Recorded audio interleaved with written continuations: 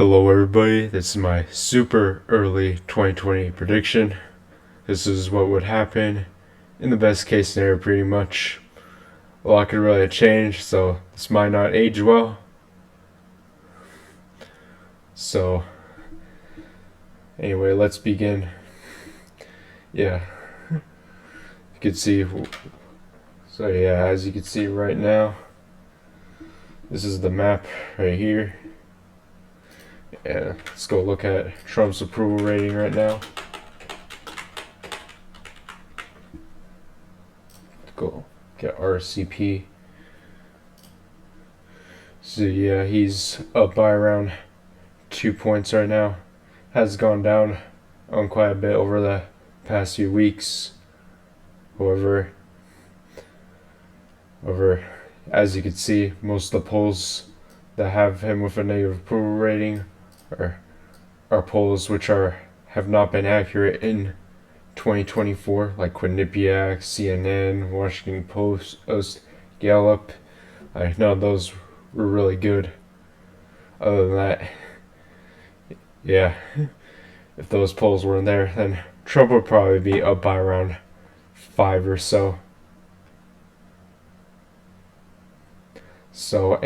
Oh yeah, even with that, Trump is still way more popular than he is during his first term. Yeah, it has been for quite some time now, but it has had a positive approval rating for quite some time now. So anyway, we're gonna move on. We're gonna move on to the safe states. So obviously we have Utah, the Mountain West, except for Colorado, which is pretty much a Democrat Florida. So all of these Trump would win by over 10. Not Trump, JD Vance. Obviously he's all went by over 15, except for Maine second. And yeah, we'll also include Alaska, Texas, which Trump almost won by 15. Like, he did really good down there, especially in South Texas. He flipped back many counties as well. I think Florida as well would be safe. Trump did really good there. Won Miami by 12 and flipped back many others which haven't gone red in 20 years. Yeah, we'll also include Iowa. Even with the bad polls, Trump still won the state by 13, along Florida and Ohio, which Trump won by 12. However, this is the best case scenario, so Maine second would be safe as well, because it barely only went by under 10. And interestingly enough, we're going to add one more state to the column. And you guessed it, Arizona. Arizona went for Trump by 6 points. It barely went for Biden, which was honestly a fluke. Like, Trump won the state by nearly 6 points last time. I feel like Vance could win by 10 in the best case scenario. Maybe by 8. But in the best case scenario, I think he would win by over 10. The state has trended hard to the right in many places. Santa Cruz, Yuma, Pache, Navajo, many of those places, Maricopa, those have all shifted heavily to the right.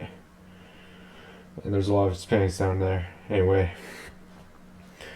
yeah, see why? Because as you can see, Trump did really good here. Every state in Arizona moved to the right. Yeah, you can see many of these shifts here.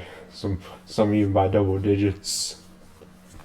Like with these places here, South Arizona, as well as northeastern Arizona.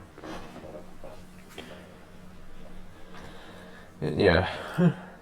Yeah, so yeah, that's pretty much it for the safe Republican states. Well, anyway, on to the safe Democrat states. And there's not really much here, to be honest. Let's be honest. Honestly, something crazy. I know this might sound crazy. Gavin Newsom is really unpopular in California. So I don't think California is going to be safe.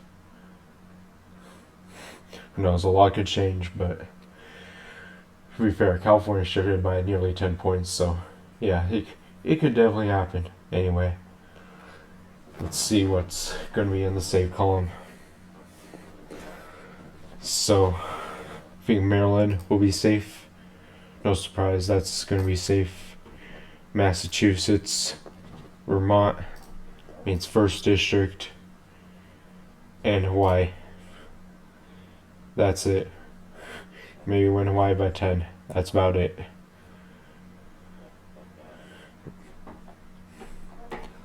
Maybe. And maybe we could put Washington and Oregon there too. Best case scenario.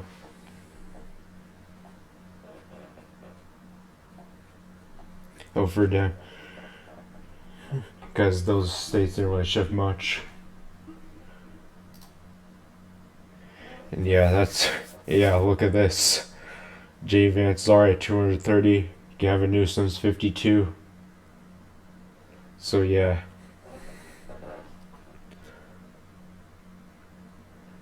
And now, on to the likely Republican states. So I think North Carolina would be one. Vance won North Carolina. Trump won North Carolina by around 3. And the voter registration's looking good down there. Like a 70,000 vote gain since November. Yeah, I can imagine that state getting. You could see that state getting redder in the following election, especially after the hurricane. Especially after the hurricane. Like, it could have voted more Republican, but because there was very low turnout in the western part because of the hurricane. So yeah, I think it will go by a likely margin, probably around 7 to 8 or so. Let's say 8, probably. Now we'll go to Nevada. I think Nevada will be a likely Republican state. And Trump won here by 3 as well. That one trended hard to the right. Like, you could look here. We'll look at Nevada real quick. Like, as you can see, Clark County shifted 7 points to the right, which is to the right of the national environment. And as you can see, here's only won the county by 2. It's honestly crazy for a modern Democrat. And some of the Northwest shifted to the right as well, but not by much compared to Clark. We'll put Maryland, but there's not many people there, so it doesn't even matter. Some parts kind of stagnated, and over here, some even shifting left, but not many people live there anyway, so it doesn't even matter. Anyway, so yeah, and Republicans actually took the lead in voter registration in Nevada. I believe last month it was. Republicans lead by 1,000 votes right now. And I think we'll put Pennsylvania as another state. We did really good, down ballot here. Like, every down ballot race went Republican. And since November, that state has only gotten redder. Like, it could really become the next Ohio if the Republicans play their cards right. It could really become the next Ohio. And I think Nevada will probably go by around 7 to 8. Pennsylvania probably like 5 to 6, maybe 6 to 7, maybe or less. And we could maybe put Michigan as well, because Republicans also did really good there in Michigan, mainly in the Detroit area. Shifted massively Republican. Even Oakland shifted right, and Flint also shifted by a lot. Many of those industrial areas shifted right. Some parts, like West Michigan, shifted left, like in the Leelanau County, especially. And yeah, yeah, this is a pretty interesting map. Maybe Wisconsin could go barely by 5 points, because I could see Vance doing better in the WoW counties compared to Trump. Ron Johnson did better in WoW counties, but who knows? Think it could go by likely, but I'm gonna go by likely. In best case scenario, I think it could happen. Hey, I'm already running out of breath. I mean, there's still a lot of states to go through. And now, for the likely states, I think California, because honestly, Gavin Newsom is so unpopular in California. And many of the surrounding states do not like California, especially like Arizona and Nevada. Like, Gavin Newsom's not like there. Like, it could definitely be safe, but best case scenario, I think it will probably be a likely margin. Just barely under 10 though. Same thing with Colorado as well.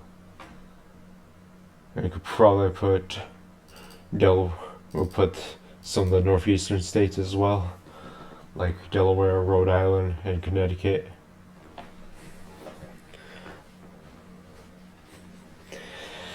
And yeah, look at this. Vance is already knocking on the door to 300 electoral votes. So he's already won the election. Gavin Newsom's only at 130. Oh yeah, this could be a historical night. Could get up to 400 electoral votes in this election. Anyways, on to the lean states. So we're gonna put Georgia, because many of the southern Atlanta area shifted heavily to the left, like Henry County and Rockdale County shifted by a lot. Douglas as well. Just pretty much all of the southern Atlanta area shifted left, and that's not really helping Republicans out. It's probably gonna be I think they're still gonna win it, but it's definitely gonna be by narrower margin. Even probably go by around 4. And yeah, I think we'll probably put New Hampshire as well, because that shifted by around close to 5 points. Like much of southern New Hampshire shifted right, like in the southwestern part and southeastern parts.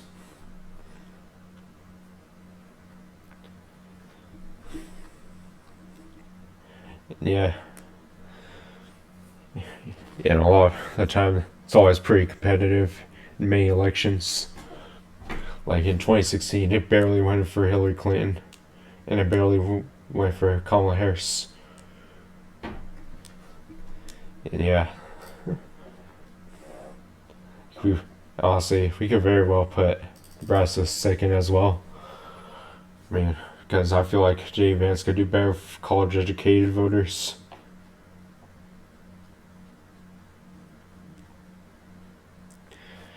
Perhaps, yeah, I think that would be about it. Maybe Minnesota in the best case scenario, but probably right around 1 to 2. Nebraska by 1 to 2. Nebraska second. And now for the lean Democrat states. I think the only ones would probably be New York. Probably New York. That's probably about it. In Illinois, like those states shifted heavily to the right. Like these could definitely be closer, but I'm just gonna leave it as Democrat for now. And now on to the tilt states. We're gonna put New Jersey here because that state shifted like 10 points to the right. Like that's the state that went for Biden by 16 and 17, and it only went for Harris by less than 6 points, which is honestly crazy for a modern Democrat. It's the closest New Jersey has ever been since 1992, when it barely went for Bill Clinton over George H.W. Bush. Yeah. Now I think we'll also put Virginia as well, because that state has turned a corner in recent years. Flip the governor race in 2021. We'll have to see what the governor race is going to look like down there. But I think it will go for JD Vance. Well, I think it could actually be lean. I think Minnesota will be tilt and Virginia will be lean, because you could do better in Northern Virginia. I think he'll probably just barely, though, by around 1. Probably by 1 point. And now the last 2 states, I think New Mexico as well would go, since it only went for Kamala Harris by like 50,000 votes. I think it will trend. And there's a lot of Hispanics there. There's a lot of college educated voters, which JD Vance could also pick off. And now we're going to put Maine as well. This one's a bit more complicated, but in best case scenario, I think it will just barely go to JD Vance. And oh man, this is one heck of a map. And this is what the map would look like. Best case scenario for JD Vance. A lot could change, but this is what it would look like. Best case scenario. Anyways, this is Matthew Cook, or Mateo, signing off.